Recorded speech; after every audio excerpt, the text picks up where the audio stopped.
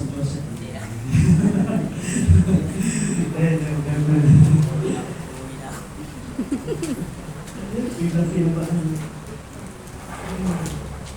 Ezekiel chapter 34.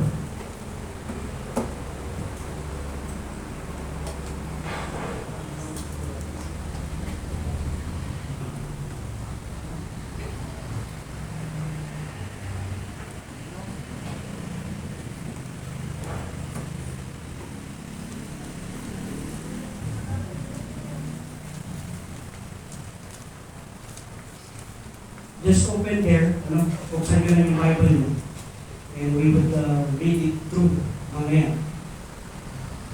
Sa Ezekiel chapter 34.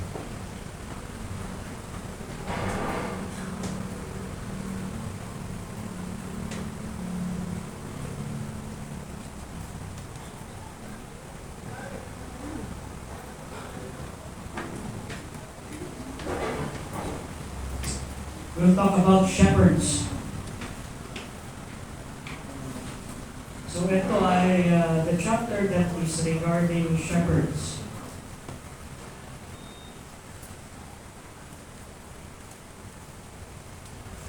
But before that, let's pray. Let's pray first. Ay manalangin. Salamat po Panginoon sa pagkakataon na binigay niyo sa amin ngayon para makapagbigay ng papuri sa iyong pangalan. Naitaas ang iyong pangalan, Panginoon, sa aming buhay. Salamat po, Panginoon, sa mga awitin na nag-remind sa amin, Panginoon, ng iyong kabutihan. At nag-remind sa amin, Panginoon, ng iyong awa, Panginoon, sa aming buhay. Salamat po, Panginoon, sa pagkakataon ito. Tulungan niyo po kami maintindihan ang iyong salita ngayong umaga. Tulungan niyo po kami, Lord God, na may focus namin kung ano man ang salita mo ngayon. Makita namin sa aming buhay ang pangangailangan namin sa iyo. Ito po aming dalangin sa ngalan ni Jesus. Amen. In the Old Testament times, the shepherds of the people are always kings or other civil rulers. So sa panahon natin, ang tawag natin sa shepherds is mga pastor. No? Pero, in the Old Testament times, it is the kings and the rulers, civil rulers. Pag sinasabi natin kings, natin hari at mga civil rulers, ito yung mga namumuno sa bawat grupo or barangay. Kaya barangay time. And those who Ezekiel had in his thought were malulupit na rulers na galing sa lineage ni David, like Joachim and Zedekiah and their lieutenants. During the time of Joachim and Zedekiah, malupit sila sa kanilang mga sa mga tao sa nation of Israel. So, sino ang maalala natin na malupit ang kanyang pamumuno dito sa Pilipinas? Si Duterte. Sino ba? Si Duterte, sino ba? Majera. Si General Luna. Yan yung mga tyranny. The false prophets of Israel now have been shown to be liars dun sa last chapter na pinag-aralan natin because of the destruction of Jerusalem day, as they prophesied na maliligtas ang Jerusalem pero hindi. Ezekiel has become reality. Yung sinabi ni Ezekiel, yung prophecy ni Ezekiel had become reality. And the concept of a shepherd was not just as of a spiritual leader. It was used of kings and leaders in general. During in the Old Testament times, if you're a king, if you're sabihin mo na a leader during that time, ikaw ay hindi lang namumuno in, sabihin mo ng the civil laws, but you're also reigning in what we call spirituality. Sinusundan nila yung hari sa kanilang buhay. No? Kaya nga kung ano ang ginagawa ng hari, yun din ang ginagawa ng mga nation of Israel. So, if the king is, sabihin mo ng malupit, susundin at susundin din yung mga tao, magiging malupit din sila. So, kaya nga, sa Bible, makikita natin that if a righteous rules, the people rejoice. No? Pero kung namumuno sa isang country is malupit, the people will what? Suffer. No? So sa panahon natin ngayon, sino ang mga presidente malupit? Si Putin. Sino pa? Si Kim Jong-un. Yung mga communist country. Yan. So, but we would see that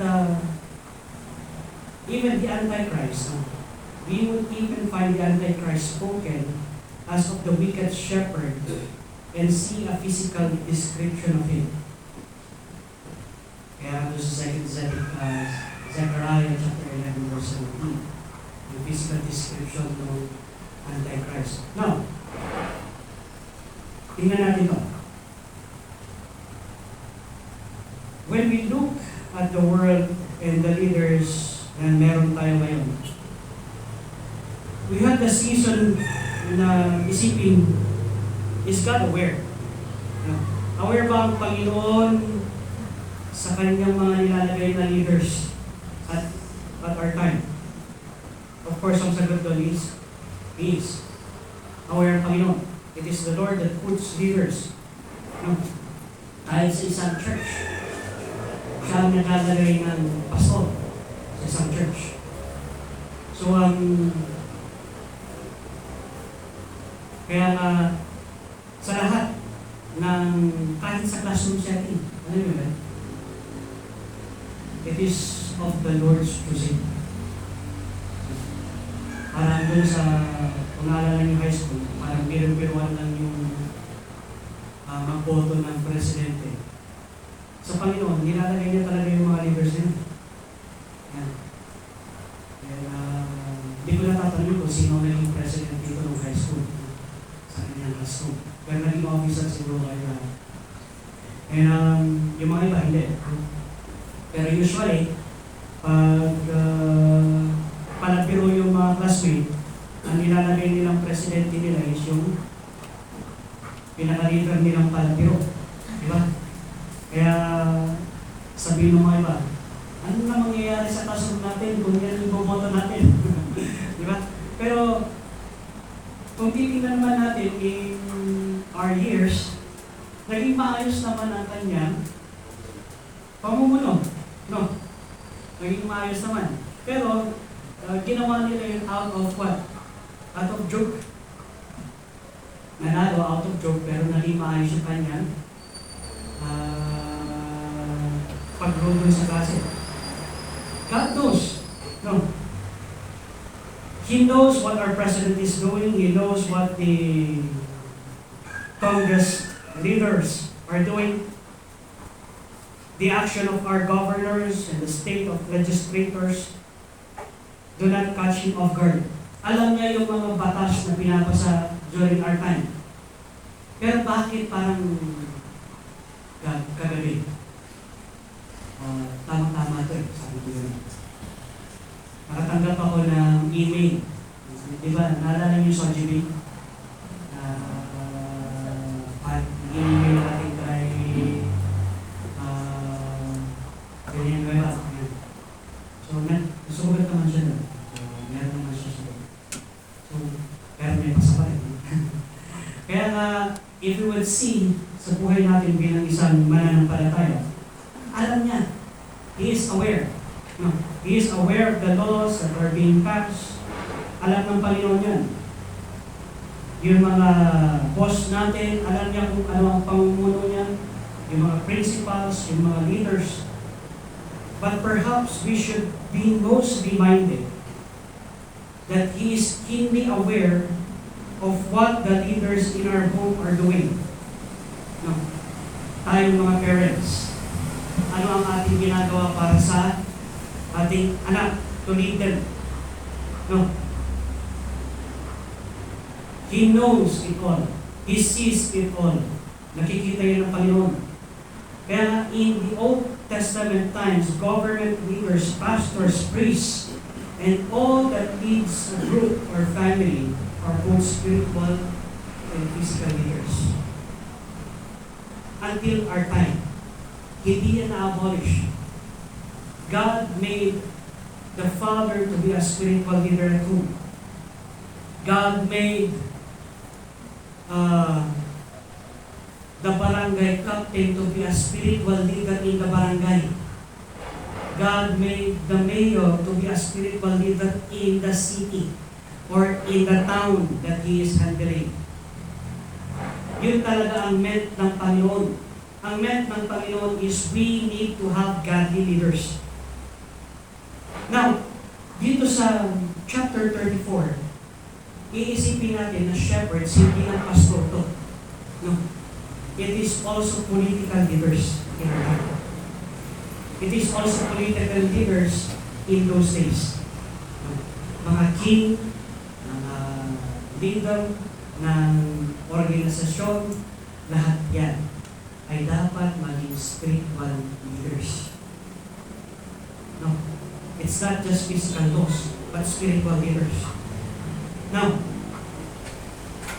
kaya nga Israel is theocratic in government, supposed to be. Because lahat ng leaders is under his control. Now, in the millennial period, that would be a theocratic in government. Pag sinasabi natin theocratic in government, theo means ano yung sabi ng theo? God, no. So, cratic means theocratic government. So, handle ng Panginoon. No. So, makikita natin na hindi kami yan, magiging maayos lahat. Sa panahon natin ngayon, hindi maayos. No. Now, let's take a look at the verses dito. Kindly read verse 2 ng Ezekiel 34. There? Okay. Sabi ko, sabi na yung okay. Read verse 2. Ready, read. Son of man, prophesy against the shepherds of Israel. Prophesy and say unto them, thus saith the Lord God unto the shepherds, woe be to the shepherds of Israel that take with themselves, and the shepherds with the flocks. Is this happening in our time? Thus saith the Lord God unto the shepherds, woe be to the shepherds of Israel that do feed themselves. It's true. Diba? Paano natin masasabi? Walang politician na wala. Tama? Correct? Yes. And it's not just in politics. It's also inside the church. Diba?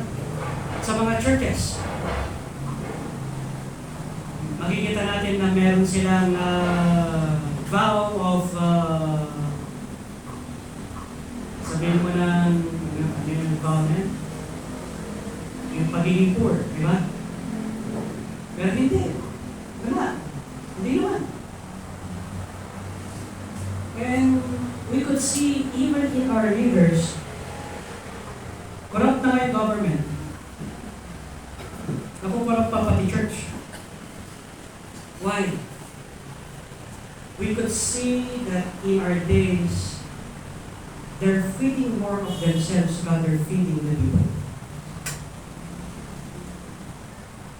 How can we say that they are feeding themselves more than feeding the people? the concept that they like, yun lang ang palaging nasasabi sa pulpito. Which the Lord says, preach the whole counsel of the Word of God. It's preaching the whole counsel of the Word of God. Not just preaching one topic. Not just preaching one topic for many years. Two topics for many years. No. It's preaching the whole counsel of the Lord. Hindi lang sa church, dapat din sa government. Kaya nga, they had not given the people the Word of God na ito ang standard by which we judge a ministry today. That this is the standard in which we will judge the nation today. If the nation is not passing laws, no, kung hindi sila nagpapas ng mga batas na sang-ayon sa salita ng Panginoon, then that nation is falling. And in every nation that we have right now, it is already falling. Why? They're not passing laws that is sang-ayon sa salita ng Panginoon. Now, kaya nga, woe to the shepherds of Israel who feed themselves. Regarding both civil and spiritual leaders, God rebuked and warned those shepherds who were concerned about feeding themselves. No? Yung mas marami silang ipupulsa, kaysa mas marami silang ipapakain. The obvious question was asked, should not the shepherd feed the flock? Kaya tama-tama. Galing mag-praise ang Panginoon sa tamang Sunday, sa tamang panahon. No? Kung kailan ilalagay yung mensahe ng Panginoon sa tamang oras. Now, sabi ko nga nung kagabi, galing naman Lord. Tamang-tamang birthday ko, tapos ang happy shepherd. So, it's not just a correction to me, but it is an eye-opening to you. Sa ating lahat. Maging eye-opening to sa ating lahat. Should not the shepherd feed the flock? Godly shepherds must serve more for the benefit of the flock than their own benefit. It is feeding the flock. That's shepherding. No, pakainin natin yung mga tupa. Yan, may kanya, iba tupa ko dito. So bakit naliligaw yung tupa? Maraming dahilan kung bakit naliligaw ang tupa. No. Hindi siya napapakain, hindi siya nasikaso, hindi siya nabibigang pansin. Marami. No. Which is already happening in the Old Testament and it is happening in our time. Now, when the Lord spoke about the flock, He was referring to the nation of Israel in chapter 34. When we are His people and the sheep of His pasture, Psalms chapter 103. Tayo, no, the nation of Israel. Moses saw Israel as the flock ng Panginoon. And so did Jeremiah, Zedekiah, Zechariah. Jesus spoke of the lost sheep of the house of Israel. No? Ano yung lost sheep? Sa tingin nyo, sino yung mga lost sheep? In the house of Israel, the 10 lost tribes.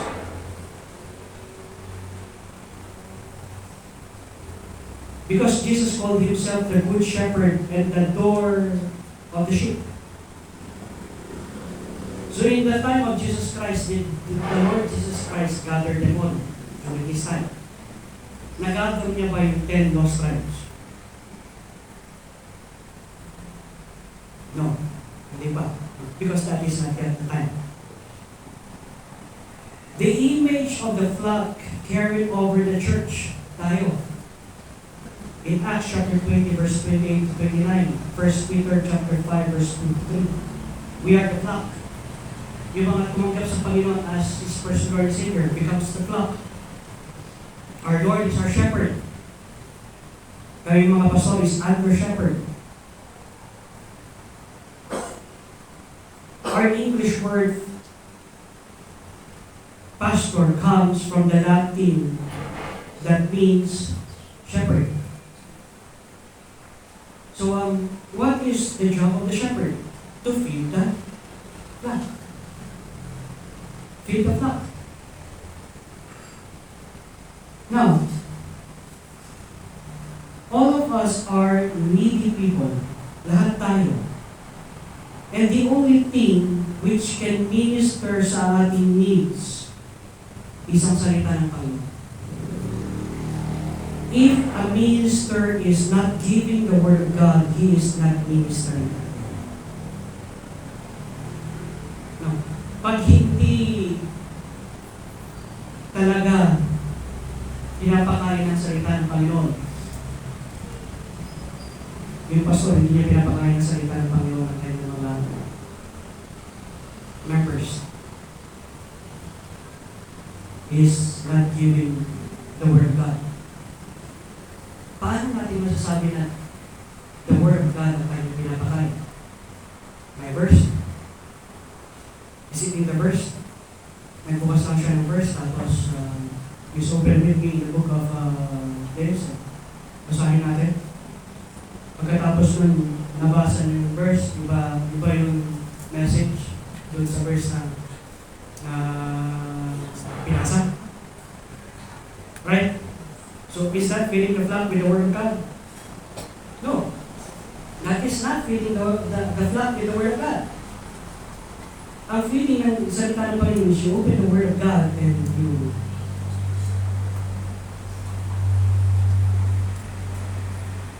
expose what the Word of God says. It is exposing what God says in His Word. Not what we want to say. Hindi yung gusto namin sabihin. Pero kung anong gusto sabihin ng salita ng Panginoon. Kasi ang trabaho namin is just to say what the Lord wants. Not what we want sa buhay. No. It is what the Lord wants.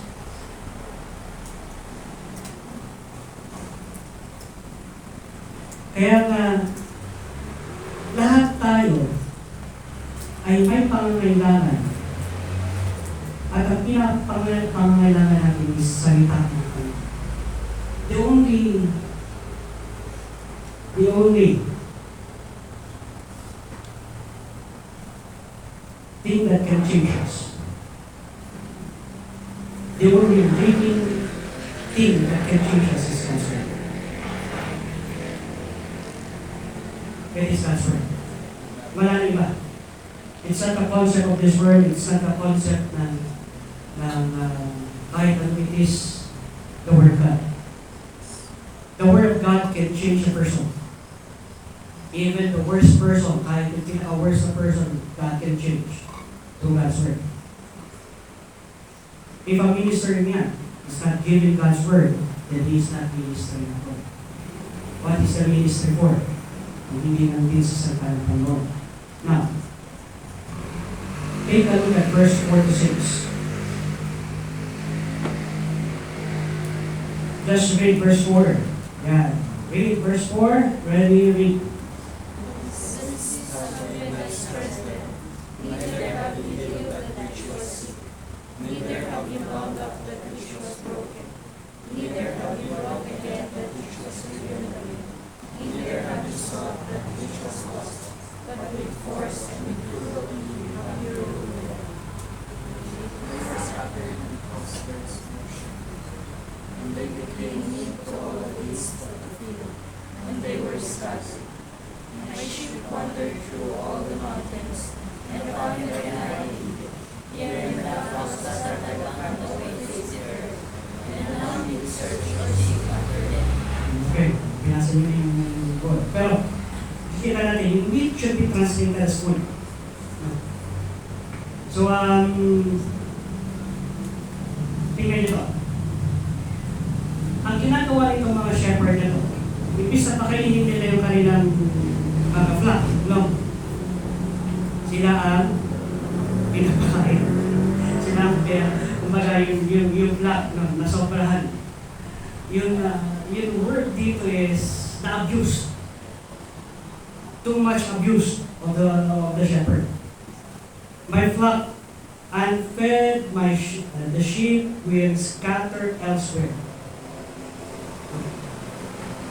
Alam niyo ba na pag hindi mo pinapakain ng hayop, maghahanap ng pagkain. Maghahanap ng ibang magpapakain sa kanya. Tama? Kahit aso yan. Iyon ang katotohanan. Pero babalik ang kagandahan sa aso. Hanap ng pagkain sa iba, babalik pa rin sa bahay niyo. O yan. Pero, ang pusa. Diba? Pag hindi niyo pinakain, kalayas. Babalik. Hindi na. No? Kung saan na siya pinapakain, doon na siya. Ganun yun eh. Kaya nga, it is an interesting thing. Unfed sheep will scatter elsewhere. Anong nangyayari sa panahon natin ngayon? Because their needs are not met. They are abused. They will scatter elsewhere. Anong scatter dito? Imbis na makinig na sila sa salita ng Panginoon, they will listen to concepts of the world. They will listen to the concept of their own classmates. They will listen to the concept of what the TV is showing them. What, sabihin mo ng the internet is showing them, rather than dun sa church. Nawala na yung concept ng church. No? Na gathering yourself together. Wala na, scattered na eh. Ito yung mga mahihirap mo na ibalik sa church. Bakit? Kasi nasaktan. Lahat ng perspective nila ay pare-parehas lang din naman ang mga leaders. No? Pare-parehas lang din naman ang mga pastor. Hindi.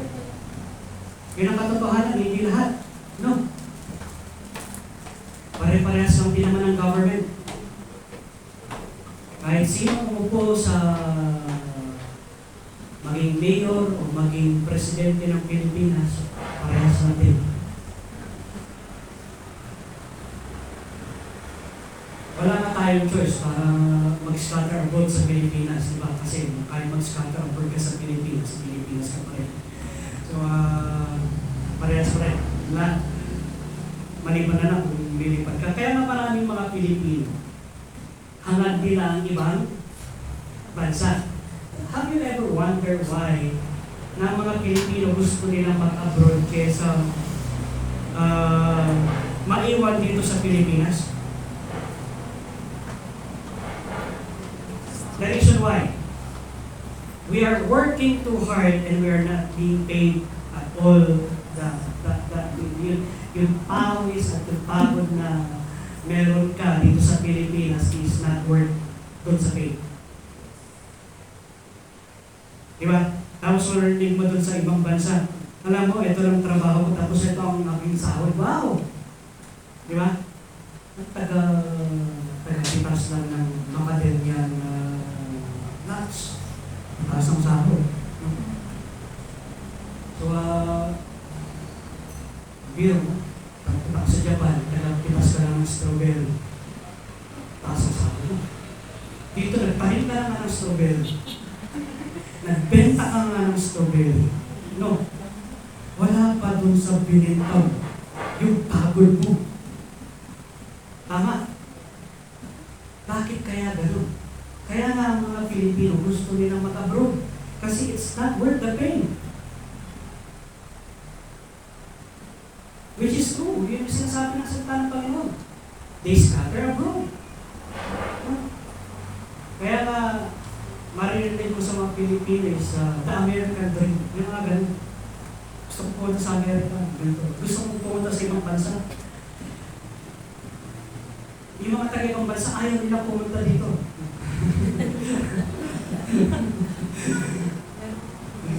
Bakasyon lang. Yan. Diba? Why? Because it's not work. Nag-usapan nga namin ng kaibigan ko. Alam ito yung pagod natin dito is 3 times the pay that they can have there. 3 times the pay. But why are we having that? Because we have a kind of government that is not for the people. It is only for their sa kanilang bulsa. That's why leaders are being rich and poor are being more poor.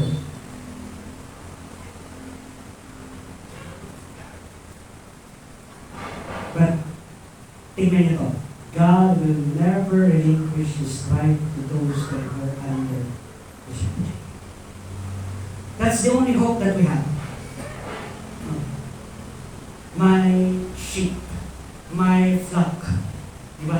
Sinabi ng Panginoon, my flock. Ibig sabihin is, corrupt man ang lahat, God will still provide our needs according to His riches and according to His glory. God is still in control of any situation that we have sa buhay natin. Ibig sabihin is hindi niya binibitawan ang kanyang rights to serve and to give what we need. Amen? Yes. That's something to praise God for. Tingnan niyo itong the selfish leaders of the kingdom of Judah had abused and exploited the people because they thought only of them. Ayan.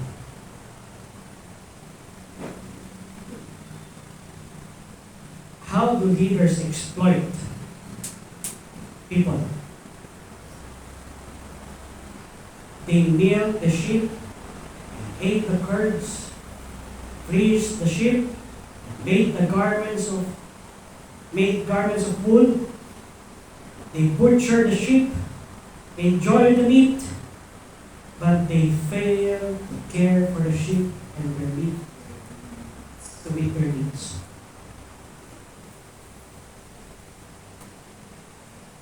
Nalulungkot ako na pag ang isang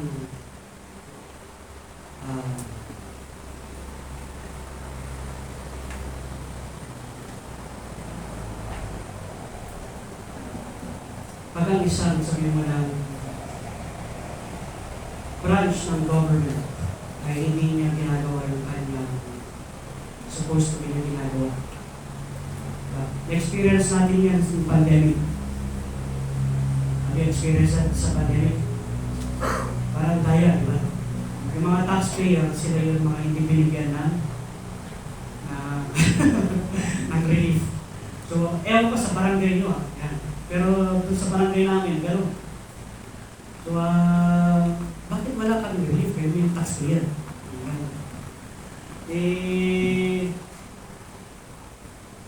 Sagot ng kagawad. Kasi meron kayo. Pandemic, di ba? Sinong meron? Di ba? Sinong meron sa pandemic? Lahat pala nabas ang punta sa mga bulsa. Lahat. Tapos makikita mo na imbis na maibigay nila sa lahat, they reserve it for themselves. Kaya nga, lumabas yung maraming meme, di ba? Sortino. Naalala yung lion na yun? Sa Facebook. Why? Because they're not doing their job. Di ba? Which is a good picture of this. They butcher the sheep, they enjoy the meat, but they fail to feed the sheep. They fail to feed the sheep.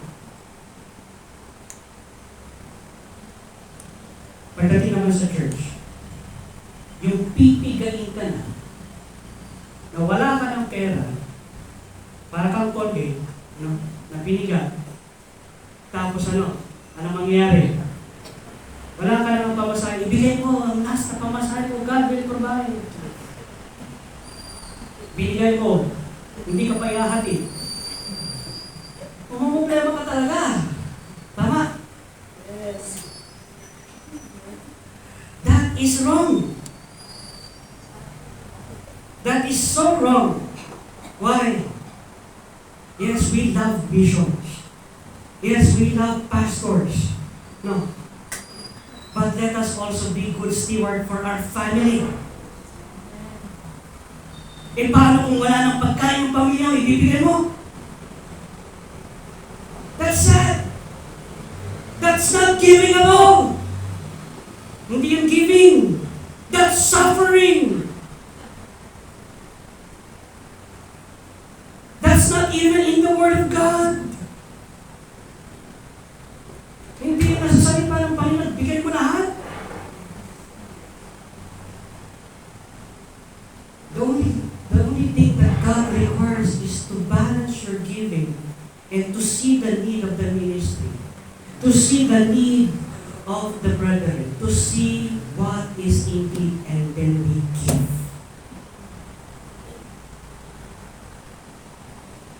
Do people need the Word of God? Yes.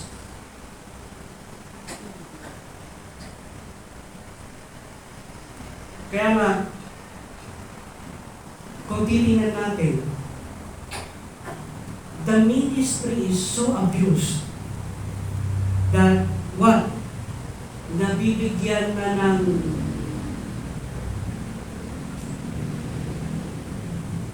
sabihin mo na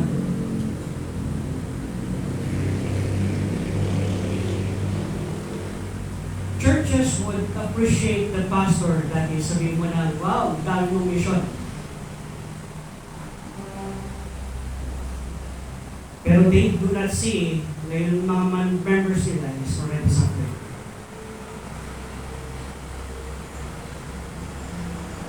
Is our members our mission still?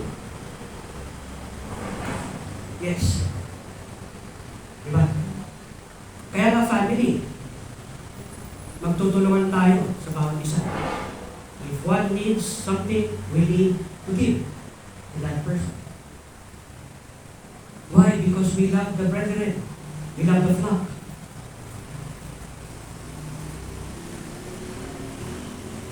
Maganda yun, I will pray for you. No? Pero if you have something that God has given an extra, and you can help that person, help him. Help her. Right? Ganun ba? Tama, di ba? Ganito ang ginawa ng mga leaders. They just feed themselves back. Whenever leaders take from their people but don't give them something in return, they are exploiting them. True leaders don't exploit the people. The sacrifice for them, they need to sacrifice for them. Jesus sacrificed himself. Jesus, the shepherd, set an example by laying down his life for the sheep.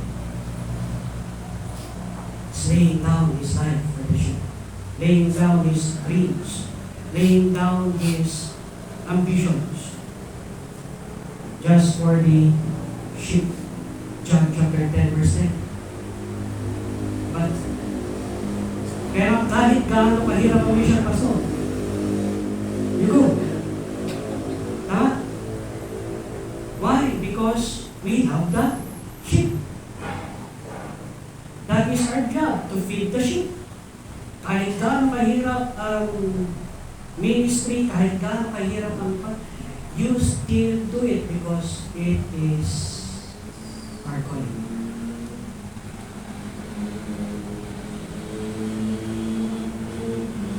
Now, in verse 7 to 10, sabi niya doon, my first one, therefore ye shepherds hear the word of the Lord as I live. swear. The Lord even swear, as I live. No. God saw the unfaithful shepherds and would not be silenced about their sin. These shepherds did not seem able to correct themselves, so God would what? Correct them. The threat contained therein was certain to come to pass, for it was sealed with a divine order. Let's talk about forgiveness and correction. Okay. Pag-usapan natin, magkaiba ang forgiveness at magkaiba ang correction. No. Kunyari, ang isang leader ay nag-fall into immorality. No. Humingi siya ng kapatawaran sa church. Pinatawad siya ng church. Pinatawad siya ng Panginoon. Is he forgiven? Yes or no? Yes or no? Yes. Kasi forgiveness ng Panginoon, wala namang limit. Right?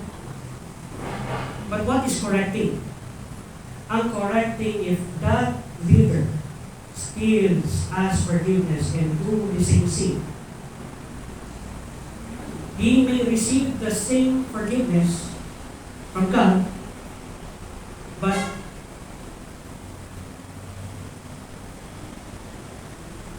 magtutuloy ang pagbago ng Panginoon sa kanyang buhay until he doesn't correct the sin. Ganon din pagdating sa atin. No. Pwede natin ihingi ng kapatawaran ng ating lahat ng kasalanan. Papatawarin tayo ng Panginoon. Pero hanggang hindi natin kinokorek yung hinihingi natin kapatawaran sa Panginoon, the consequence will still continue.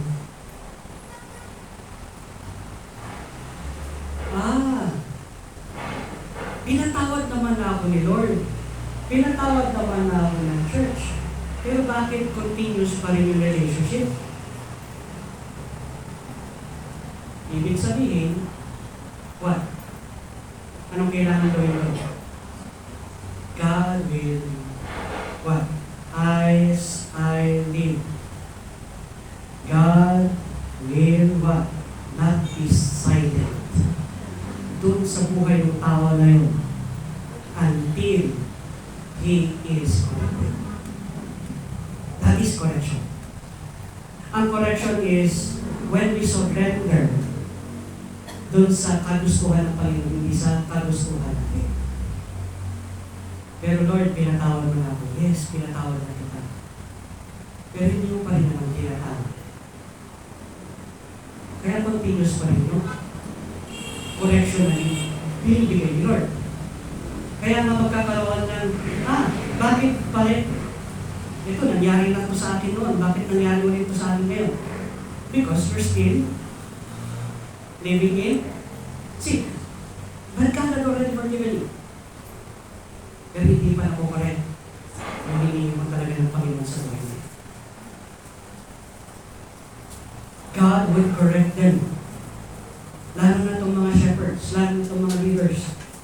The threat contained therein was certain to come to pass, for it was sealed with a divine oath. Ano yung divine oath dito? As I live.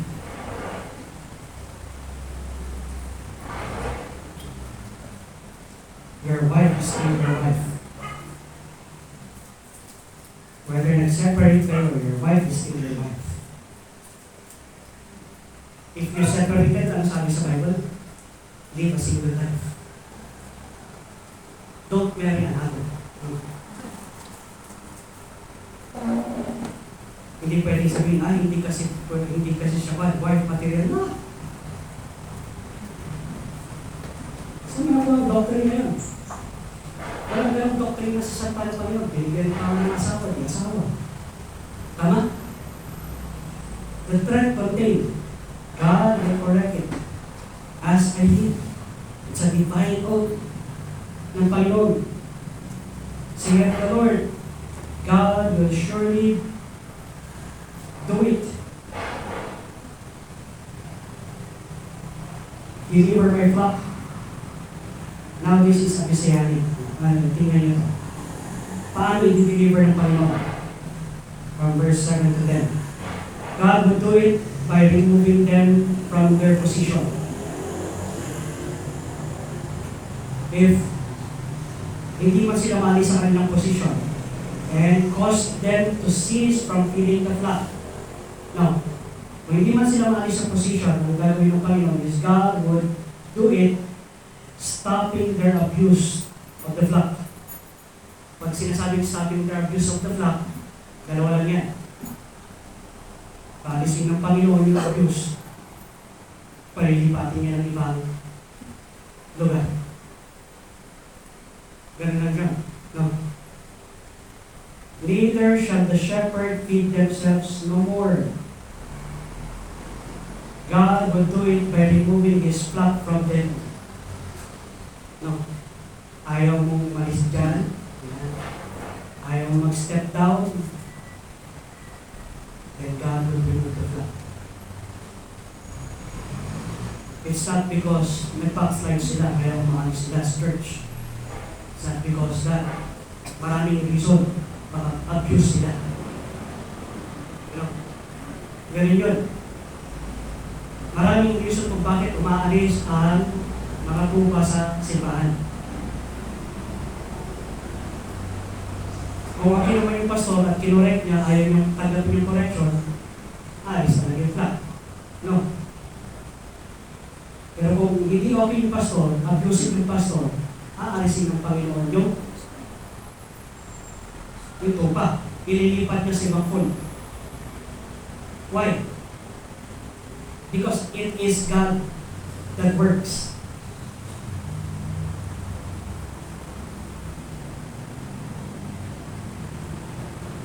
Mahirap yung number 1 sa number 2. I will stop you by preaching. No. Papatigilin natin ka mag-preach. Mahirap yun. Doon natin din makikita yung mercy ng Panginoon sa mga pastor, sa amin. No. Lord, salamat at hindi mo kami tinibigay na mag-preach. When na may time na we are already going astray, thank you, Lord, for your mercy. You're still using us. Ngayon eh. Kaya it's a reminder. It's not just a reminder for you, it's a reminder for us. Kaya tandaan nyo, if I am abusive, kung ako ay naging abusive na, pastor, sabihin nyo sa akin, abusive ka. Masyado kasi chocolate. So, sabihin nyo, no? Why? Because I would appreciate it. No, I would appreciate that.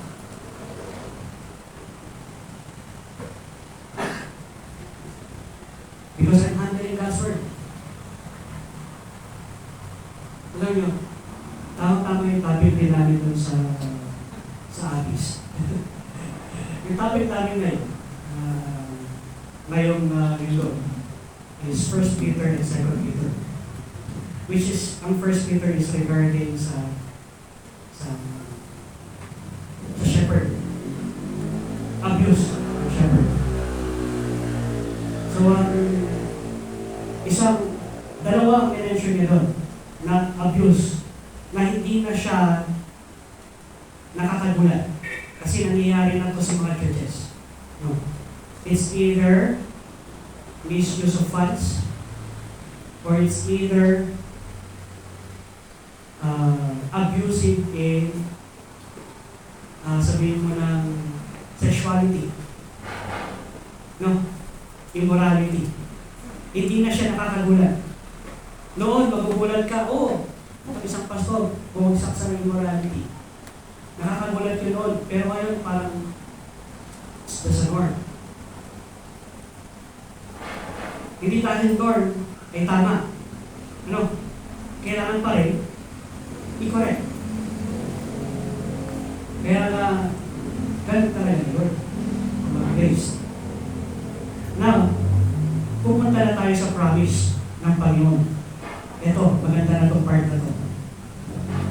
yung magandang part.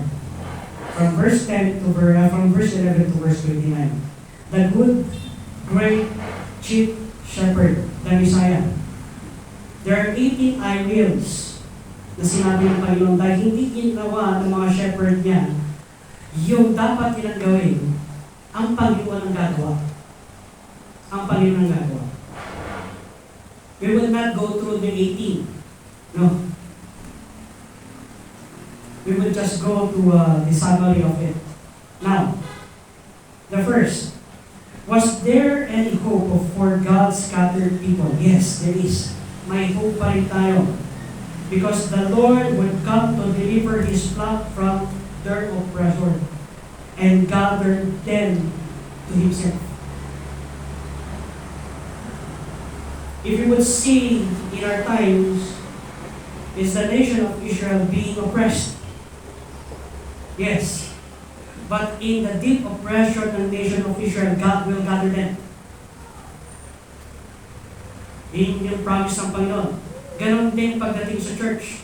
In the deep oppression sa loob ng church, too much problems about member, God will strengthen the church. No, God will strengthen the church. Kaya in Ezekiel's time, the Lord brought His people back from Babylon. But the picture here is certainly much more broader than what the Lord had spoken about countries in verse 13. Makikita natin, scatter sila sa mga countries. So, paano nila yung gagather yun? Yun yung makikita natin sa chapter 36 and 37. The gathering of the nation of Israel back to their land. Ezekiel promised that in the end times, the Lord will gather His flock from all places where they have been scattered. It's in verse 12. And bring them back to their own land where He will be their shepherd. Matthew 24:31. I am the good shepherd. He will shepherd them. He will shepherd us. God will gather again His chosen nation. Now, tingnan natin itong mga I will. Unang I will. Basahin nyo lang yung nasa code. Ready? Read. I will search my sheep and seek them out. Okay. Kung walang naghahanap sa'yo, Panginoon ang maghahanap sa'yo. Tandaan nyo yun. Panginoon ang magbibigay ng mga tao maghahanap sa'yo. Remember, it is of the Lord that God will search you out. No. Out of the love for His sheep, God promised to do the work that the unfaithful shepherds would not do. He will search them out. The Lord would deal with the ungodly shepherds, but at the same time, He would seek out the lost sheep neglected by the bad shepherds. Kaya, kung ikaw ay hinanap ka ng Panginoon, at ginamit ng Panginoon ng isang tao para sa buhay mo, para maibalik ka sa Panginoon, it is the Lord's doing na hinanap ka at binigay ko ng Panginoon na tao para maibalik ka sa Panginoon. Amen? Ganun, di ba? God is giving chances to people.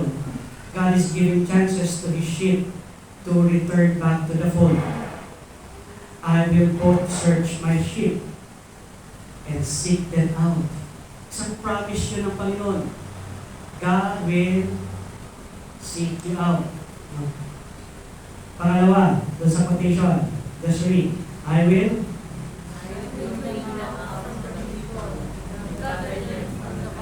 Okay, this is speaking of the nation of Israel, as promised in other places, in Ezekiel 11:17 and 36:24. Yan, pag-aaralan natin. God made a promise associated with the new covenant this promise had a partial fulfillment. Ano yung partial fulfillment nito? Sa tingin nyo, kailan yung partial fulfillment nito? 1948. God had gathered the revived nation in the return from exile. Doon, nangyari din sa Babylon. Pero yung fulfillment in our time, 1948, and from there, God has been gathering His people back. No, God has been gathering His people back sa nation of Israel, but still awaits their true and perfect fulfillment. Until the time of tribulation, igagather ng Panginoon yan. I will bring them out from the people and gather them from the countries. Parang impossible, ba? But nothing is impossible with the Lord. Verse 14 and 15. Doon sa kwan, I will. Ready? Doon sa quotation lang. Ready? Read. I will. bring them into the pasture, and the high mountains of Israel shall bear their fruit. Okay. Who will fill them? It is the Lord. Pagdating sa millennial time, who will fill us? It is the Lord. In the fullness ng kapangyarihan ng Panginoon, food is easy to get and easy to acquire. Obviously, ito ay future time. But we long for this. No. Hindi na tayo magbabayad ng bigas. Ani tayo ng bigas. No. Walang bayad. Food will be provided by who? The Lord. The land of Israel does not lie in safety today. Which is nakikita natin ngayon. Kaya nga this week, ang pinaka-news nila this week is nakapalibot na daw ang Iran sa nation of Israel. And according to the news, is high alert ulit sila this week. It's either Iran will attack this week or not. No. Kasi pinipressure sila ng mga tao nila. Kailan kayo aatake? Sinasabi nyo, aatake kayo last week. So napipressure sila, napipressure yung mga politician to do it. It is in the Lord's hand. It is in the Lord's hand. The restoration of God's promise to Israel was not only geographical, but also spiritual. God will return them to the land at the same time. They will worship who? They will worship the Messiah, which is the Lord Jesus Christ. They will acknowledge Jesus Christ in their heart. That Jesus Christ is their King, and Jesus Christ is their Messiah. The restoration of the land is much further along in its fulfillment than the spiritual restoration of Israel. Pero nakikita na natin ito sa ating times. Now in verse 16, buksan niyo sa verse 16. Okay, you read the quotation, I will Destroy the fat and the strong. I will feed them with judgment. Okay, so mga matataba dyan. Hindi tayo yan. So iba yun. Paano yan? Ano mga gusto niya?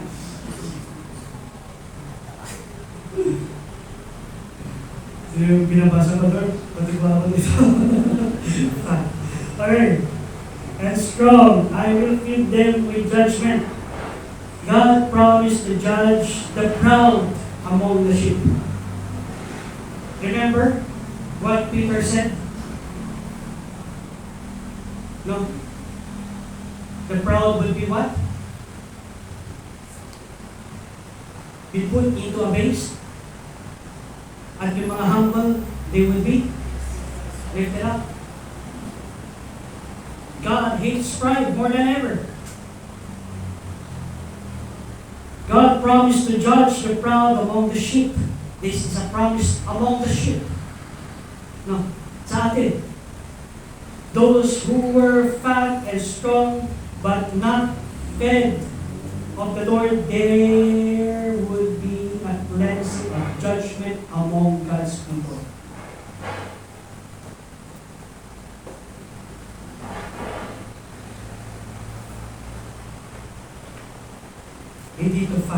Christian. A fatted heart means a pride heart, prideful heart. That's why, bilang isang mananampalataya, let us not be prideful of things that we have. But let us acknowledge that it is us, lahat ay binigay ng Panginoon. The wisdom, the knowledge, the physical needs that we have, it is all given by the Lord. Verse 22, 20 to 22. Tingnan niyo ito. I will, tingnan niyo yan. Basahin niyo, I will judge between the fat cattle and between the lean cattle. Okay. Fat cattle and lean cattle. Pastor, masyado na lang tayo sa fat. God promised to judge this renegade sheep who in some way flatter themselves by thinking they were better ones. They were the better ones for God. Ang di dahil magaling magturo sa Sunday school, pero hindi naman ginagawa ang salita ng Panginoon, ay the best teacher na. Yeah. God still uses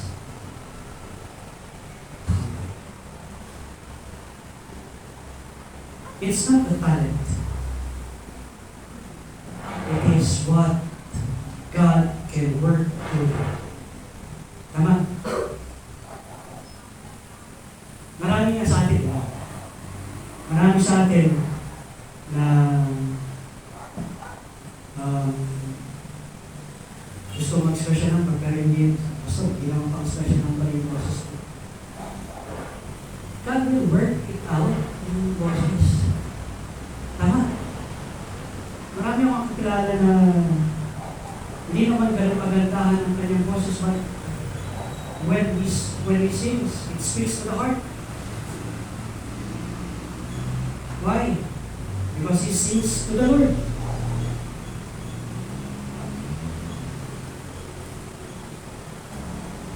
They thought of themselves as fat, mature, healthy sheep. Pero ang ginagawa nito mga mature, healthy sheep na to, thinking. God noted that the way that they threw their weight around, you push with the side and shoulders, battered, the weak ones, actually abused the other sheep and made them leave the pasture. Ito yung mga, hindi naman na-offend doon sa leader, na-offend naman sa mga members.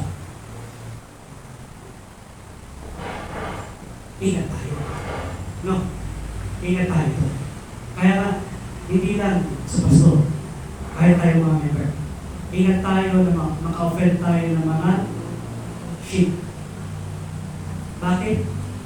Kaya nga pinunta ng Panginoon tayo para ma-encourage.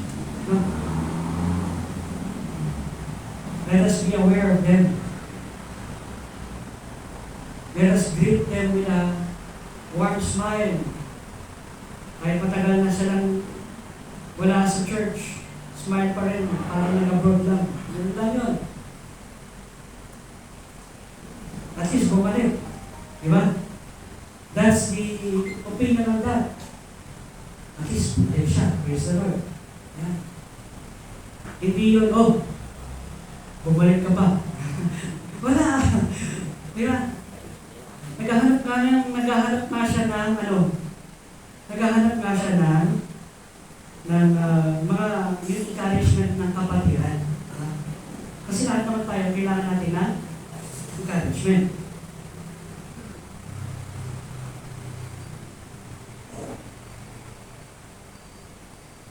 Kaya yun, let us be mindful of this.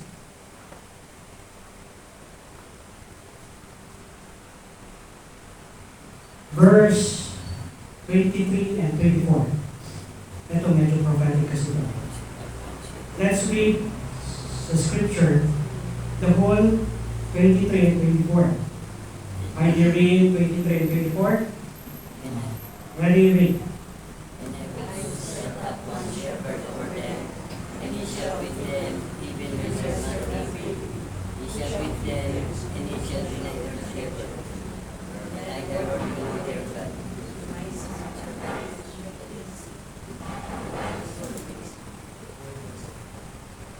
Okay. I will set up one shepherd. Sino yung one shepherd na? Sa tingin niyo? It is the Lord Jesus Christ. That one shepherd is the Lord Jesus Christ. Pero the phrase here is, and he shall feed them, even my servant David. So, is David would be, si David ba magiging king of Israel? Yes. Kano mo si Jesus Christ magiging king of Israel? No, Jesus Christ is the king of the world. Of all countries. God promised David a kingdom. God promised David a, sabi mo na, saan ka mag-rule? Eto, bibigay ko to sa iyo. Promise yun ng Panginoon kay David. Let us remember, the Lord Jesus Christ is not just ruling Jerusalem and Israel. He is ruling the world. In the millennial time. Buo yun. Hindi yung Israel na. Buo. No. Yung kay David, partial. Yan. David, a prince among them. Ang ibig sabihin kasi nito is, the earth will be the eternal home of Israel. And it appears that David will rule here on earth, on this earth throughout eternity. He will be a vice-regent. Pag sinasabi natin vice-regent is, ang Panginoon yung emperor, siya ay little king. No. Tandaan natin, ang promise ng Panginoon sa nation of Israel is, in the book of Genesis, is a portion of the land. Tandaan natin. Ano ang land nila? Nasasakupin? From the river of Mesopotamia hanggang doon sa borders, lahat yan. Ang borders ng Egypt ay sa kanila. Nation of Israel yan. No? So yun yung local, geographical na they would rule. But Jesus Christ would rule all over. Yun yung promise ng Panginoon sa nation of Israel. By the name elsewhere in the passage that look to the future restoration of Israel. Now, if you want to see other verses on this, ito yung mga verses, Messianic reference to Jesus Christ as the Son of David. However, Christ as the Good Shepherd and the Son of David completely fulfills his promise found in these verses.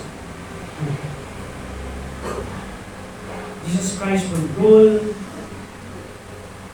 the world. David would just rule a portion of the land. Vice-regent si David. Just like you and me. We would be kings and priests during that time. We would be rulers of cities. No. During that time, ganun lang din yun, vice-regent. Now, in verse 25 to 29, the promise ng Panginoon. 25 to 29, I will, ready read. I will Make them the covenant of peace, and I will cause the evildoers to cease up the land. Okay. Covenant of peace. What is this covenant of peace? Again, all this points towards the new covenant, especially in its perfection and culmination in the millennial kingdom. Matutupad to sa millennial kingdom ng Panginoon pagkatapos ng tribulation period. The promise of peace in the millennium are also found in the passage of Isaiah chapter 2 verse 4 and Jeremiah chapter 23 verse 5 and 6. And obviously, ito yung millennial time. they corresponds to Isaiah 65 and Revelation 21. The concept of the plant being raised was an idiom Isaiah used of the Messiah in this chapter. Speaks of what? The Messiah as the root out of the dry ground. When we say the Messiah root as the dry ground, kaya na during the time of the millennial time, maayos lahat ang pagtatanim. Why? Because it is the Lord that would bless the land. It is the Lord that would heal the land. Diba? Sabi dun sa Chronicles, if my people which are called by my name shall humble themselves and pray and seek my face, then will I hear from heaven? And ano i-heal ng Panginoon? Is it God will heal the people? No. God will heal the land. No. Pero mo lahat ng lupa pwede mong taniman at tutubo. Ganon. Ganon yun. No. Hindi kagaya natin, hindi kagaya ngayon. Hindi kasi sigurado kung yung tataniman mo ay na lupa ay fertile o hindi. Di ba? Pero during that time, God will make it fertile because what of His promise is He is the root out of the dry ground. He is the root out of the dry ground. He is the one that would what? Flourish the land. Description yun sa Isaiah. Parang babalik tayo sa Garden of Eden na madaling magtanim.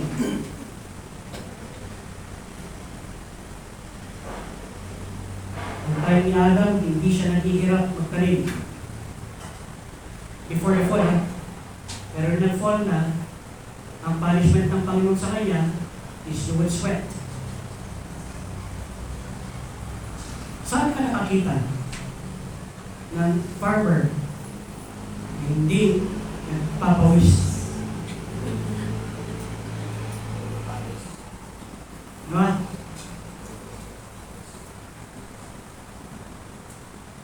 Sino ang farmer na hindi nagpawis? Si Adam before the fall.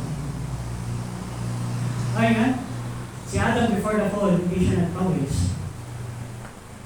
Hindi siya nagtatanim. Ganun ba? How kaya yung person? Because it is connected with the land. It is connected with the land. The curse of Adam was connected to the land. The curse of Eve is connected to the childbirth. Tingnan niyo sa Genesis. Anong unang utos ng Panginoon kay Adam? Unang utos ng Panginoon kay Adam, hindi go ye and multiply. No. Yung unang utos ng Panginoon kay Adam is i-manage mo yung land. The Garden of Eden. Manage it. It's a land. That's why when He sinned, the land suffers. Kaya hanggang ngayon, nagsasuffer ang land.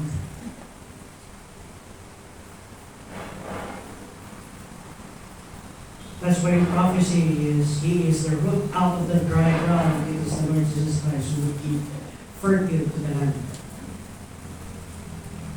How will God do it? Kung titignan nyo sa book of Matthew, the end of it will be a flood. Alam nyo ba, na may reason kung bakit maganda ang flood. Ginagawa niyang fertile yun, land. Pero kung nagtanim ka at ani na ngayon at nagkaroon ng flood, hindi maganda. Pero bago ang ani, nagkaroon ng flood, ay bago ka magtanim, nagkaroon ng flood, maganda yun. lupa, madali, tama, at fertile yun. Iba yung tubig ulan sa tubig gripo na tinidilig sa mga halaman. Tama ba?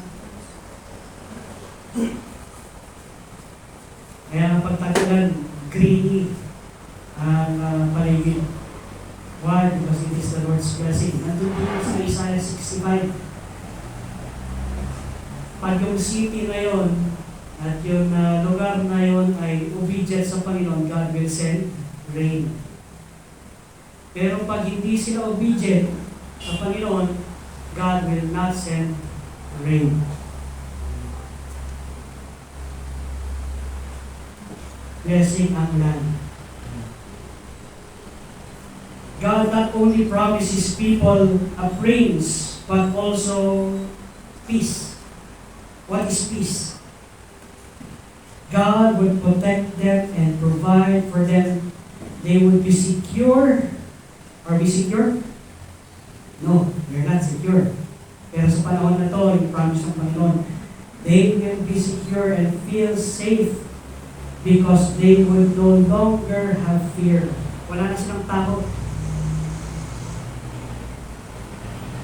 So one time Israel had much reason to be anxious. God will make a covenant with them so they could live securely in the wilderness and sleep in the forest. Ganun yung covenant ng Panginoon. Let's understand this covenant, a covenant of peace. The description offers one of the fullest explication of the Hebrew notion of shalom. Peace is shalom. So, pag sinabi mong peace be with you, no? Hindi lang kapayapaan na matulog ka na. So, it's not just sabihin mo ng peaceful moment. The term obviously signifies much more than the absence of hostility, no? Or tension. It speaks of the wholeness, harmony, fulfillment, human, at peace with their environment and with God. They are at peace. No. Peaceful yung environment, peaceful ka na tao, peaceful lahat. They're living in harmony. The word peace, shalom, is used to describe the harmony that exists dito sa covenant to. When covenant obligations are being fulfilled and the relationship is sound, it is not a negative concept implying absence of conflict. No, hindi lang yun. Hindi lang absence of conflict. Or worry of noise. Hindi lang. Walang noise, walang pan. Hindi yun ang peace. As it is used in. But a thorough positive state in which all are functioning well. Pag sinasabi natin all is functioning well, walang sira. No, hindi ka problema ng flat tire. Flat tire. So, hindi ka problema na lahat ay harmony. It's harmonious. You would not fear to go out. Ngayon, nakakatakot lumabas sa mga bata ngayon. Daming kidnappings. Nalaman ko sa isang news, US, alone, 300,000 are missing. Alam mo, kailan na yun? Last year and this year. 300,000 and they have never been found. Sa US yun, dito sa atin, marami na tayong nababasa sa Facebook, missing person. Noon, mga bata lang yung missing, pati mga adult ngayon. No. Hindi natin alam kung tumatakbo na sila. Pero hindi. Anong nangyari? Some are being abused. Ano yung film na ginawa nila? Ganda yung film na yun. Ayun, Sound of Silence. No? Watch that. So, panoodin niyo yung Sound of Silence. Magandang movie. And it's a movie regarding kinikidnap nila itong mga bata, binibenta nila, ginagawa ng sex slave, yung paano sila na-rescue ng isang Kristiyano. Ang ginamit pa ng Panginoon is hindi Kristiyano to rescue them. Ganun. It's a good movie. Sound of Silence. Now, here, makikita natin, the word peace means in harmony. No? Harmonious ka sa kayong kapitbahay. Harmony. Oh, harmony. No? Harmonious ka sa iyong paligid, ang mga aso, nakakausap mo na mabuti. Huwag mo kakagating, pag nagmumoto mo. Huwag mo mahabulin. It's harmony. You would never fear whatever comes. Yun yung peace that God will do in the millennial reign. Ito yun siguro, makikita natin yung ibig sabihin ng peace that passeth all understanding. Sa millennial reign, natin makikita yung peace that passeth all understanding. Yung hindi mo maintindihan pero peaceful ka. Why? Because it passeth all understanding.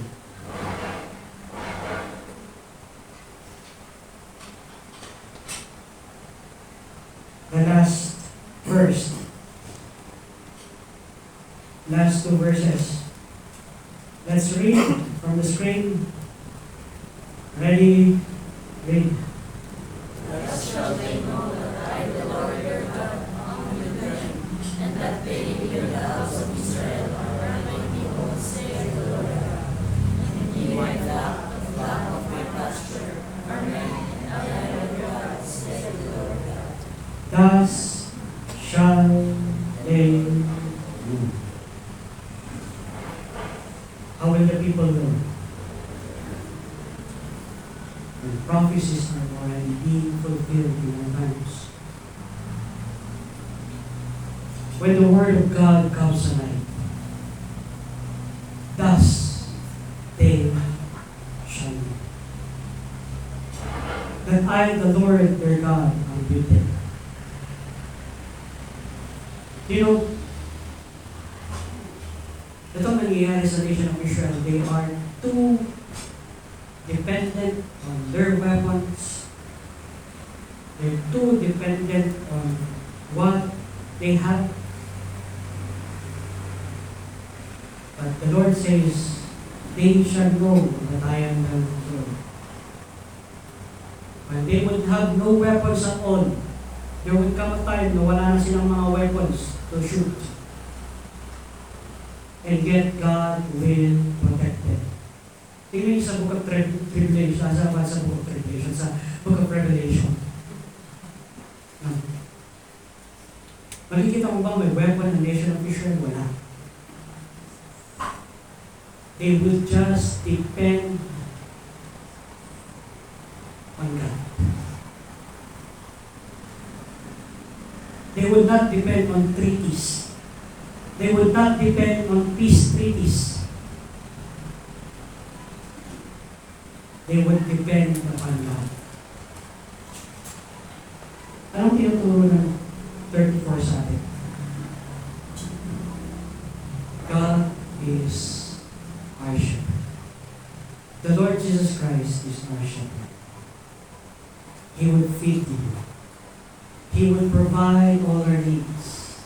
He will take care of you. He had promised you peace that passeth all understanding. He will have a covenant with you someday. A covenant that we would have eternal peace.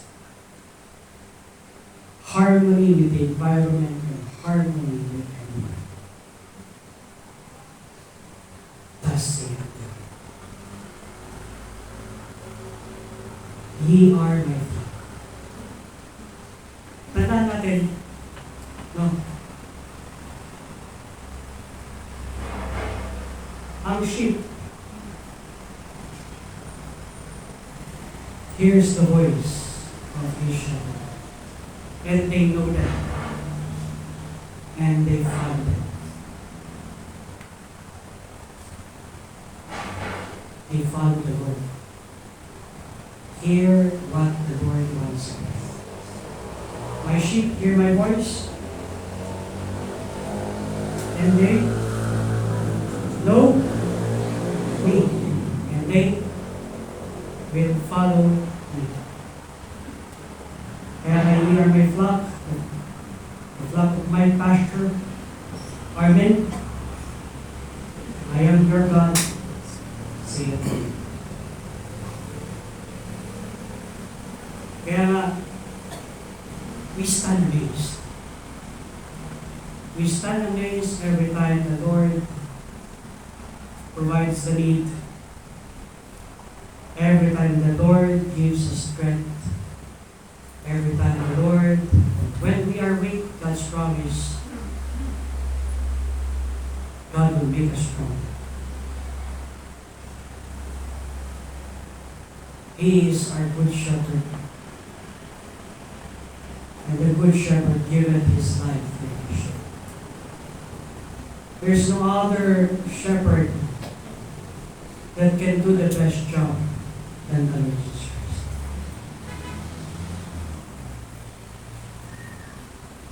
Kaya nga, when things are not going in our way at this time, remember we have a good shepherd. When things go wrong, it doesn't fit your schedule. God's schedule fits it. It is in God's schedule. Let God's hand, and let God's staff protect you. Kaya sinabi sa Psalms chapter 52, the Lord is my shepherd, I shall not want. He maketh me to lie down in green pastures. He leadeth me beside still waters. He restoreth my soul. He leadeth me in the paths of righteousness for his name's sake. Yea, though I walk through the valley of the shadow of death, I will fear no evil, for thou art with me. Thy rod and thy staff, they comfort me. Thou preparest a table before me in the presence of mine enemies. Thou anointest my head with oil, my cup runneth over. Surely goodness and mercy shall follow me all the days of my life. I will dwell in the house of the Lord. The Lord is a good shepherd. He will never leave us nor forsake us. He will find you. He will seek you. Amen? Kahit saan ka pumunta, He will seek you out. He will find you. He will restore you. Praise the Lord for He is a good shepherd. Praise the Lord for He is true to His word. Let's all bow down your heads and pray. And think for a while. Isipan natin. Lumalapit pa ako sa good shepherd. Do I believe His promise? He will never leave me nor forsake me. Do I believe His promise that He will provide all my needs according to His riches and according to His glory?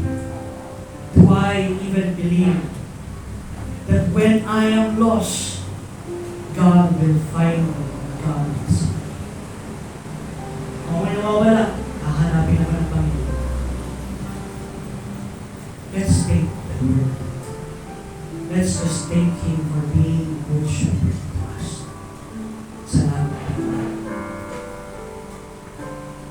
Salamat po, Panginoon, dahil kayo ang aming Diyos.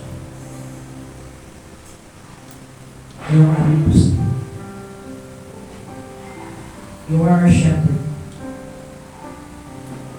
That even though, Lord God, na kami ay we are hard-headed at times, you're there to be patiently waiting for us to surrender to your will. Kahit matigas, Panginoon, ang aming puso, you're there to soften our hearts. O Lord, thank you for your wonderful promise that when we are lost, you will find us. When we are sad,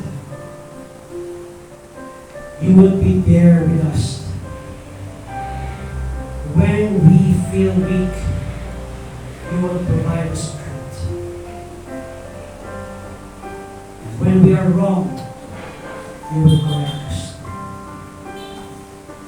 Thank you, Father God, for being the good shepherd of our lives. Thank you, Father God, for your unconditional love. Thank you, Father God, for your sacrifices on your life. Thank you, Father God, for providing every need that we have. Thank you, Father God, for giving us strength when we need strength. Thank you, Father God, for preserving our lives, for giving us people in our lives to encourage us, for giving us your word to sustain us, to empower us, to move us to your will, to change our life to your image. Thank you, Father God, for everything that you have done. Not only in the nation of Israel, Lord God, but to us personally. Your promise stands. And your promise is still being fulfilled. Thank you, Father God, for everything that you've done. Thank you, Father God, for your love and goodness and your mercy to our lives. To you all be the glory, honor, and praise in Christ, whose precious name we do pray. Amen. Amen. So let's have our ushers at this time.